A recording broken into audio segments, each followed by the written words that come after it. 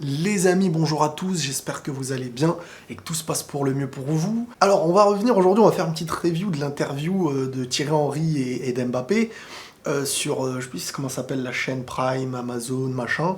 Une petite review, on va analyser un petit peu ça. Il y a des messages, je veux dire un peu cachés, mais déjà je vais vous dire ce que j'en pense. Alors personnellement, je trouve qu'on reste sur notre faim à la fin de cette interview, pas parce qu'elle est mauvaise, pas parce qu'il manque des choses, mais parce qu'en fait c'est court. Je m'attendais à vraiment un format plus long, dans lequel voilà, tu te poses 20-30 minutes peut-être, ça aurait été parfait, parce qu'en fait, on est sur un combo qui était top. Thierry Henry, alors c'est la pioche parfaite. La chaîne là, elle a pioché Henry, il est excellent. Il fait vivre le truc. Il est vivant dans sa manière de parler, dans ses expressions du visage, dans sa rigolade, mais à la fois très subtil. C'est quelqu'un de très très subtil et de très intelligent. Tu le vois, hein, à sa manière de parler, de s'exprimer, il est vraiment subtil. Et quoi de mieux que de mettre Mbappé à côté, qui lui aussi est quelqu'un qui contrôle ce qu'il dit devant la presse, devant les médias, qui ne s'exprime pas pour rien, et cette interview, elle annonçait quelque chose, voilà. Elle annonçait quelque chose. Donc j'en suis vraiment satisfait. Surtout, bah, vous savez pourquoi. On en parle. Dans l'ordre des choses, alors Mbappé qui a dépassé Zlatan, etc. C'est deux choses différentes. Zlatan, c'est la période qui représente pour moi les Qataris qui arrivent au PSG, QSI.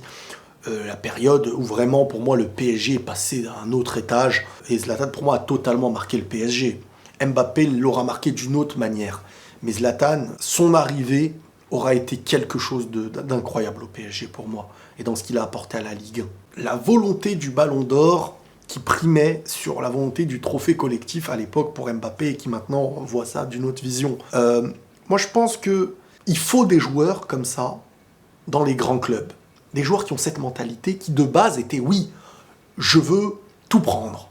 Ballon d'Or, machin et tout, mais il faut que dans le lot, tu veuilles aussi les trophées collectifs. Donc, tu as un joueur dans ton équipe qui a cette mentalité, et tu l'achètes pour cette mentalité. Parce que s'il n'a pas cette mentalité, il n'est pas le joueur qu'il est aujourd'hui. Lui retirer cette rage de vaincre, cette rage de vouloir marquer des buts et de battre tous les records, c'est lui retirer son football. C'est retirer à Ronaldo, à Messi, à Haaland, à Mbappé, à Salah, à tous ces joueurs-là, les joueurs qu'ils sont. Donc ça, faut pas le mettre de côté. Le problème, c'est quand ton individualisme, ta volonté de gagner individuellement, elle pénalise le collectif et elle t'empêche de gagner collectivement. Normalement, le collectif fait grandir celui, et sert d'une certaine manière, celui qui a cette force mentale individuelle pour aider à faire pencher la balance dans le bon sens. Cristiano Ronaldo dans des matchs très très importants, ce collectif derrière, il existe. Et on a vu avec Ronaldo et Messi, quand ils étaient pas réellement entouré avec le Portugal à certains moments et Messi avec l'Argentine à certains moments, ça pouvait être le meilleur Ronaldo de l'histoire, ça pouvait être le meilleur Messi de l'histoire, que ça ne changeait rien face à un collectif huilé, à un collectif rodé. Le collectif est toujours meilleur que l'individu. Mais les collectifs qui font grandir l'individu, qui a ce côté vouloir les buts, être attiré par tout ça, la volonté de gagner des trophées individuels a une importance aussi dans l'esprit de certains joueurs qui font grandir des clubs. Mais c'est quand ton individualisme fait gagner le collectif que, grâce à ces victoires collectives, tu auras tes victoires individuelles. Et quand le joueur a réussi à comprendre ça, comme Mbappé l'a compris, il change de vision, il compte sur les autres, parce qu'il sait que ça dépend aussi d'eux. C'est ça un sport d'équipe. On a évoqué, comme le dit Henry, le 7+3 et le 10-3 qui représentent un peu ce qu'on peut reprocher aux joueurs du PSG, surtout avec City dernièrement, quand on voit Mbappé, Messi et Neymar en train de marcher alors que toute l'équipe derrière est en train de charbonner défensivement. C'est sûr qu'à l'œil, comme ça choque. Moi, perso, ça me choque. Tu vois ça, tu te dis non, mais c'est pas normal à ce niveau-là de voir ça. Oui, le plus haut, l'attaquant, celui que tu vas lancer. Mais ça y est, c'est pas plus, parce que qui ne fait pas cet effort-là, c'est déjà beaucoup. Mais 3, tu ne gagnes rien comme ça. Tu peux pas, c'est impossible. Mais c'est vrai qu'on a un autre son de cloche d'Mbappé par rapport à ça, qui est aussi dans l'idée de se dire, mais est-ce qu'en fin de compte, c'est pas parce qu'il y a une cassure entre les deux, j'ai envie de dire. Il l'a pas dit comme ça, mais moi je l'interprète comme ça. Et je pense que c'est la pensée de Messi, de Neymar et d'Mbappé à la fois. Ce truc de, on n'est pas en accord avec la philosophie, avec l'idée d'être trop bas, par exemple. Et qu'au contraire, si vous voulez qu'il n'y ait pas cette cassure, on va faire l'effort ensemble. Si la défense, elle se rapproche d'eux, tout le monde va pouvoir gêner. La première ligne, les attaquants qui font le pressing, etc. et tout. Mais si on demande à ces attaquants, parce que chacun défend un peu ses intérêts, les attaquants là ils sont en train de se dire oui mais si nous on vient vous aider à 40 mètres derrière, on a 70 mètres à faire pour aller marquer. Et on sait que ça dépend beaucoup de nous trois. Parce que c'est pas Gueye, Danilo, Paredes, Verratti, oui, parce qu'il a ce jeu, mais c'est pas tous ces joueurs-là qui vont vraiment nous aider. On est après excentré seul devant. Donc je pense que le milieu a une part de responsabilité dans le talent, c'est pas une responsabilité. C'est que, oui, il y a un côté physique, il y a un côté... mais il n'y a pas ce que Messi a besoin, ce que Neymar a besoin et ce que Mbappé a besoin. Je pardonne pas l'idée que dans un système où l'équipe était en train de défendre bas, les voir marcher, c'est catastrophique. Dans une philosophie où l'équipe serait plus haut, ça se passerait autrement. Qui a tort, qui a raison? Moi, je pense qu'il y a un problème de joueurs au milieu de terrain aussi. C'est aussi une base à prendre en compte. La question d'Henri qui était fan du Mbappé de Monaco et après au PSG un peu plus ennuyé. Moi, je considère, et je pense que Henri aussi le sait, le Mbappé de Monaco, bien sûr que ça fait rêver parce que il avait les espaces. Il n'était pas étudié. On ne peut pas étudier quelqu'un dont on ne sait pas de quoi il est capable et qui n'a pas encore fait. Alors que quand tu as déjà fait, tu es étudié. On t'emmène vers tes points faibles. On te laisse pas la situation que tu aimes le plus. On te laissera pas l'espace nécessaire, à part à certains moments. Donc, tous tes points forts sont canalisés, étudiés, bridés par des choses et des tactiques. Et on te pousse à te surmener vers des choses qui ne sont pas vraiment de ta volonté première dans tes capacités. Et donc forcément, le temps de s'adapter à ça, et en plus d'être dans un nouveau club qui n'est pas attendu de la même manière que Monaco. Comme il a dit, Monaco c'était Aqua Boulevard, tu jouais, t'avais de la place. Alors qu'au PSG, tu jouais surtout au début du PSG, pas celui-là actuellement, parce que celui d'actuellement, les coachs ont constaté le manque de déséquilibre et parfois se permettent de se découvrir. Mais parce qu'ils savent qu'il y a des choses à gratter, mais à l'époque, c'était vraiment viser le match nul le plus longtemps possible. Et voilà, donc forcément... Tu joues pas de la même manière quand une équipe elle est basse, tu n'as pas les mêmes espaces, il a joué à droite, un bon moment, il a réappris beaucoup de choses dans sa manière de jouer, il ne prendra pas les mêmes risques qu'avant parce que le statut n'est plus le même, perdre un ballon, à certains moments ça déséquilibre aussi ton équipe alors qu'avant, le petit jeune on lui fait la passe. Tu vois, il y a des joueurs, tu as une mentalité où tu vas te projeter, une équipe entière elle se projette. Quand le joueur qui est de confiance, qui est, ça y est, proclamé comme celui qu'il est aujourd'hui, a le ballon et il monte, un Benzema, quand il a le ballon et qu'il monte au Real Madrid, tu vois des fois la défense monter avec lui.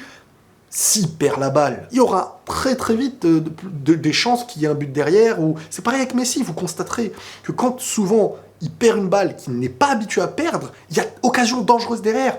Parce que l'équipe, quand il a le ballon, elle ne joue pas de la même manière que quand celui qui a la balle, c'est quelqu'un qui est censé la perdre. Donc même ta manière de jouer au football et de prendre des risques est différente par rapport à avant. Et c'est ce que je dis très souvent, quand tu passes d'un club moyen où tu te permets, où le risque pris n'est pas le même que dans ton nouveau club, parce que l'impact qu'il y a quand tu perds la balle n'est pas le même que dans l'autre club, c'est beaucoup plus difficile de se dire, allez, regardez Asensio, tu le fais jouer dans un petit club, il va percuter, moi je vous le dis, hein. Il va percuter beaucoup plus, il va tenter des actions. Mais au Real Madrid, il sait que ça casse un déséquilibre, une action construite, et c'est pas censé se passer comme ça. Donc pour améliorer la chance de ne pas perdre le ballon et de réussir une action, tu te brides. Mais les grands joueurs, eux, ils vont pas se brider à ce moment-là. Ces grands joueurs-là, eux, ils vont continuer. Et c'est ça qui fait la différence des joueurs quand ils viennent d'un petit club et dans les grands clubs, ils continuent. C'est pour ça que Vinicius, actuellement, je suis en train de vraiment en parler à toutes les vidéos, parce que ce qu'il est en train de faire, c'est incroyable. Ça a évoqué aussi le côté passeur ou buteur. Mbappé, meilleur passeur du championnat, je crois, à certains moments. Meilleur passeur de la Ligue des Champions aussi. Après, on retire Mbappé de l'histoire, mais j'ai envie de dire un truc, c'est que beaucoup aussi se disent, vu qu'un gars a des stats en passe décisive, c'est un joueur collectif. Moi, je définis un joueur collectif sur ce qu'il représente sur le terrain. Quand tu vois Iniesta, Xavi, Benzema, pour un attaquant, il n'a pas de priorité dans sa tête quand il est dans une action. C'est en fonction de ce qui se passe, il fait la passe quand elle doit être faite, et il va aller provoquer quand ça doit être fait.